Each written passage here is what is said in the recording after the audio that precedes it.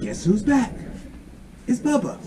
Bubba G. And Bubba G is teaching Bible basics for all those who want to know, but especially those 10 and under, because you must learn. The last video, we saw God raised up some leaders to fight for Israel. Yes, remember? Up here, Ehud and Shamgar.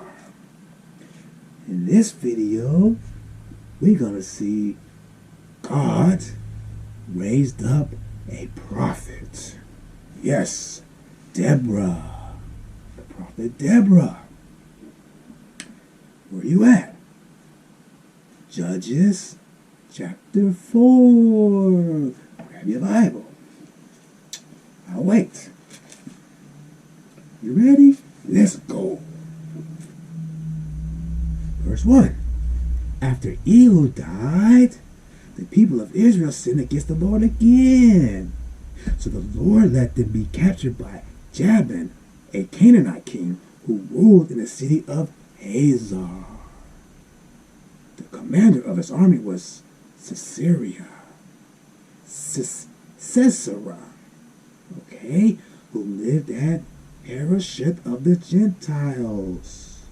Jabin had 900 iron chariots, and he ruled the people of Israel with cruelty and violence for 20 years. Then the people of Israel cried out to the Lord for help. Help, help, help. Now, verse 4. Now Deborah, the wife of Lapidoth, was a prophet. She was serving as a judge for the Israelites at that time. So these leaders were the judges God set in place to judge and to rule over the people. They were the leaders. Yes, verse 5. She would sit under a certain palm tree between Ramah and Bethel in the hill country of Ephraim. And the people of Israel will go there for her decisions. One day, she sent for Barak, son of Abinoam, from the city of Kadesh and Naphtali, and said to him, the Lord, the God of Israel, has given you this command. Take 10,000 men from the tribes of Naphtali and Zebulun, and lead them to Mount Tabor. I will bring Sisera, the commander of Jabin's army, to fight you at the Kishon River.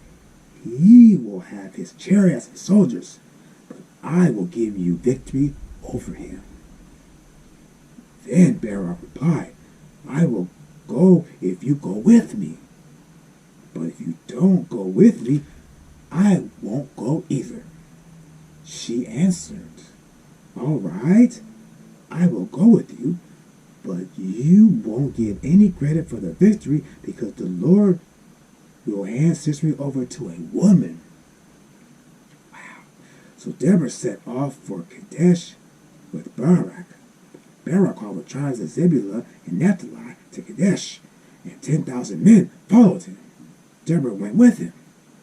In the meantime, Eber the Kenite had set up his tent close to Kadesh near the oak tree of Zananim. Hard words. I tried. He had moved away from the other Kenites, the descendants of Hobab, the brother-in-law of Moses. When Sisera learned that Barak had gone up to Mount Tabor, he called out his 900 iron chariots and all of his men, sent them from Harosheth of the Gentiles to the Kishon River. Then Deborah said to Barak, go, the Lord is leading you.